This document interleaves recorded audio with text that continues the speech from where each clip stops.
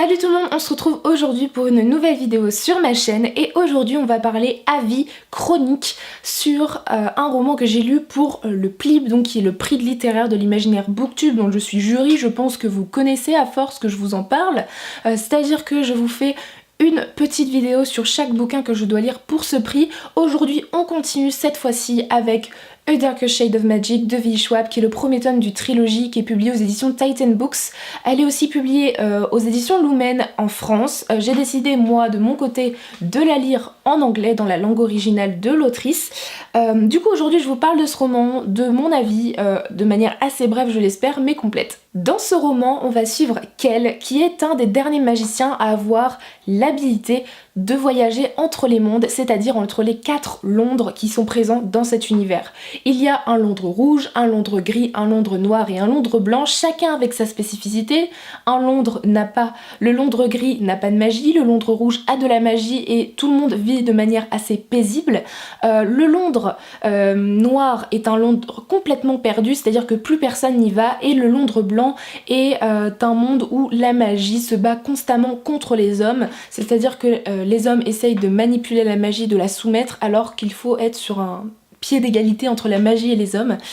Du coup, Kel va voyager entre ces 4 mondes et de là va sortir une sorte d'aventure, une quête qui va mêler un autre personnage qui s'appelle Layla et qui fait elle partie du Londres gris, donc du Londres qui n'a pas de magie, notre Londres finalement, et on va suivre ces 2 personnages dans une aventure. J'ai adoré ce roman, ça a été un véritable coup de cœur, je ne m'attendais pas à autant apprécier, j'ai adoré tout simplement les personnages. Déjà ça a été un des points forts de ce roman, le personnage de Kel et le personnage de Layla. Ce sont 2 personnages qui ressemblent sur beaucoup de points, c'est-à-dire que ce sont 2 personnages qui sont extrêmement badass, qui ont de la répartie, qui ont du caractère, qui sont extrêmement attachants, qui ont tous les 2 des vies pas forcément simples, qui ont un passé assez étrange et sombre et qu'on apprécie énormément.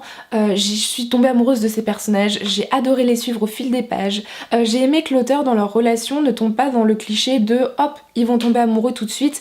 Non, j'ai aimé le fait qu'ils se tournent un peu autour et finalement à la fin du tome 1 il n'y a toujours pas de romance entre les 2, on est plus sur un lien de confiance et j'ai aimé que voilà, l'autrice ne tombe pas dans des facilités concernant un personnage masculin et un personnage féminin.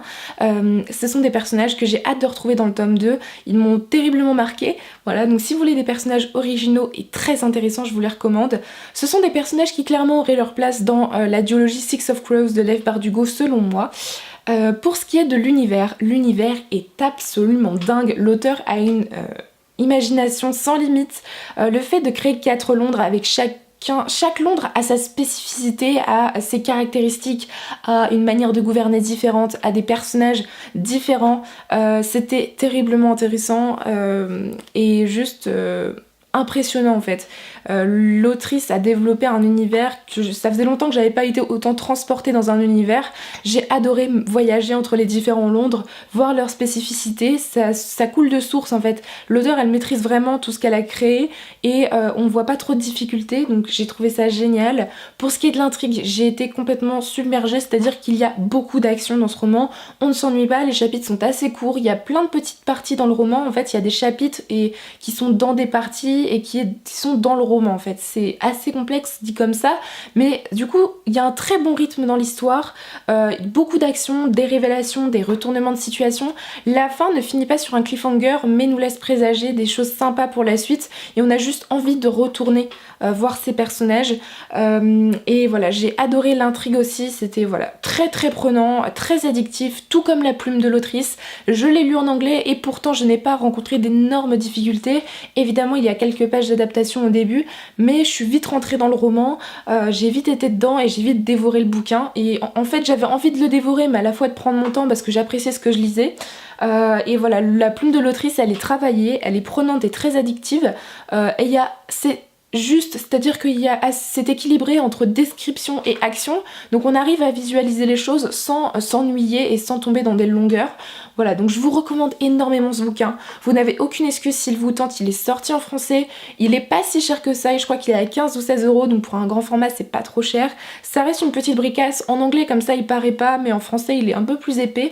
Et je vous recommande voilà énormément cette saga si vous aimez la fantasy, les voyages dans des univers parallèles, des personnages attachants et badass au possible. Voilà, donc je vous recommande énormément ce bouquin. Voilà tout le monde, mon avis sur Darker Shade of Magic de V.E. Schwab est terminé. J'espère qu'il vous aura plu. Alors c'est compliqué de faire concis dans le sens où ça a été un coup de cœur, donc j'ai beaucoup envie de vous en parler finalement. J'espère que vous le lirez. Et du coup moi je vous retrouve dans une prochaine vidéo. Bye!